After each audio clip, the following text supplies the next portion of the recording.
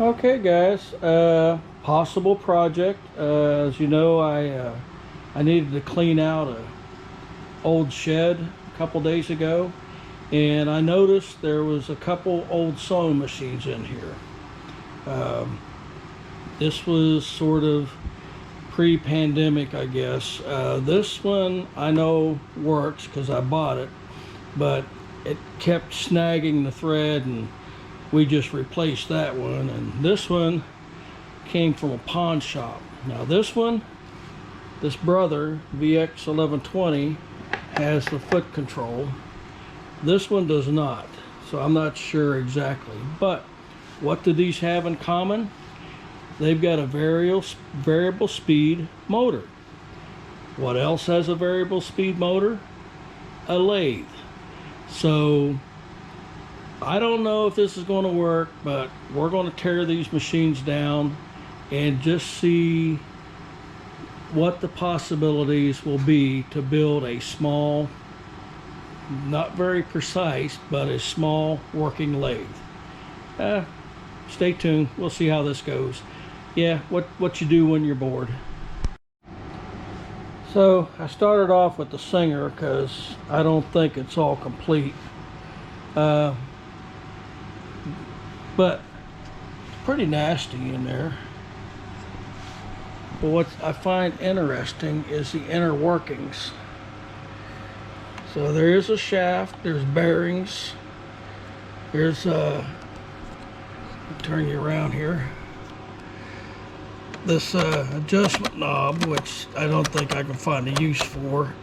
But what I'm interested in is this mechanism here, the shaft, and obviously the motor and the belt drive. So yeah, let me dig a little further into this one. Well, here's a peek of the underside. I'm still not seeing a speed controller unless this is it. We got the motor. None of this is needed here, so that's going to get removed.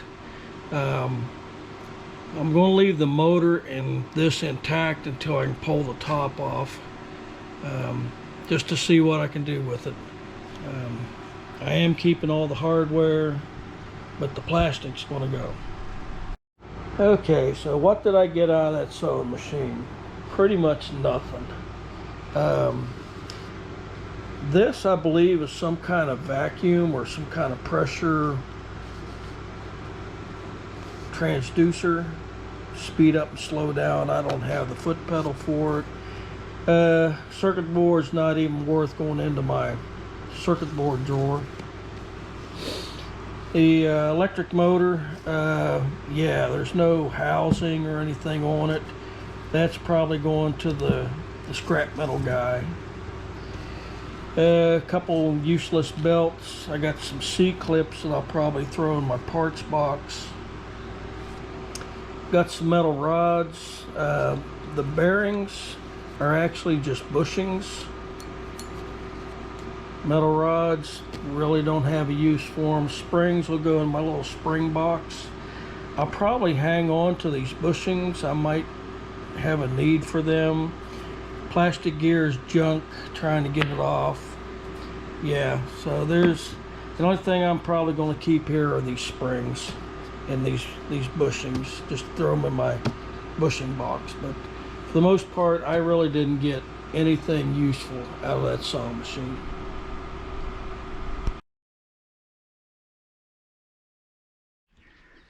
I guess this is what you call the calm before the storm. There is not a breath.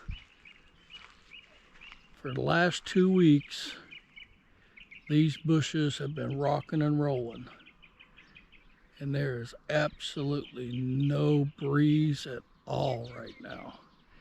But we got some storms coming, and from what I see on radar, this thing stretches from South Texas all the way up to the Maine Panhandle. So yeah, it could get interesting.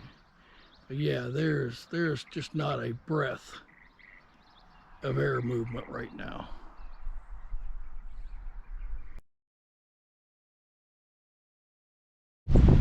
Yeah, things changed just a little bit.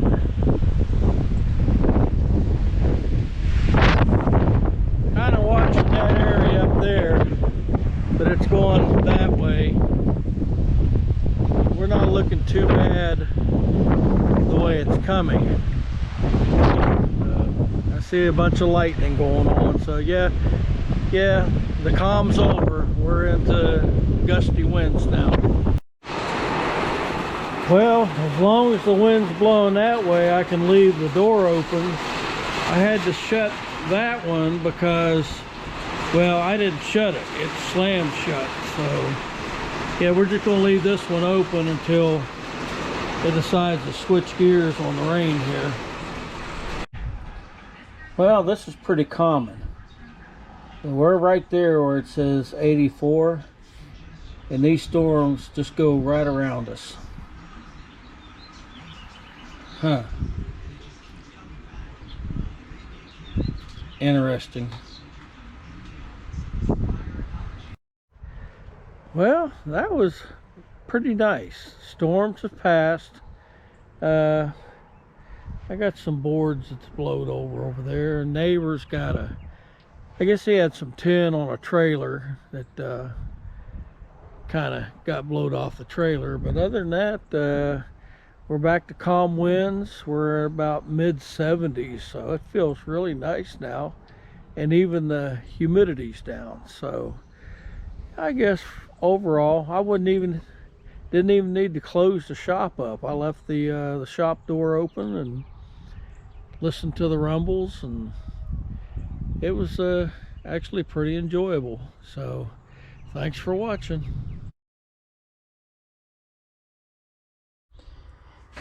Well, it's been about 3 days since I've tried to start this. Check the gas, we're good there. Check the oil. Let's see if it's gonna crank up or if I'm gonna have a problem.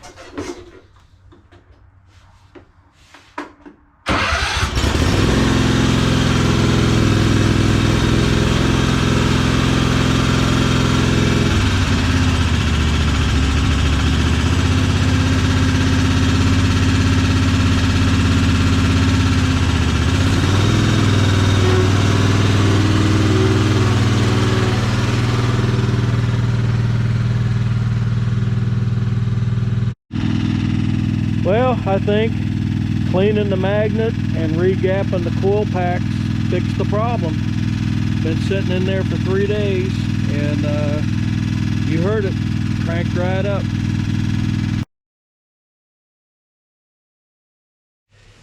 Well, this video is sort of a rambling of this week. Getting supper done here.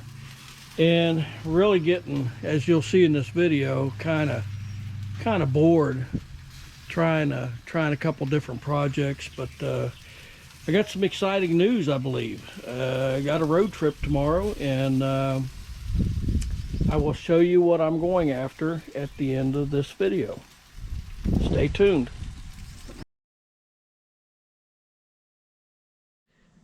Well, I wasn't going to post this today. I got real excited and then got real disappointed. So yeah, this sewing machine I've already put up for sale.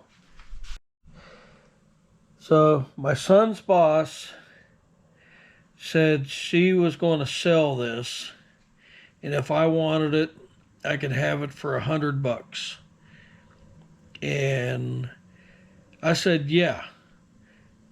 So by the time she got home, her husband had already sold it for $250. So I really thought I was going to get this for $100. And then later this afternoon, I was told that it was already sold. Dang. Missed out on, I think, a really good project.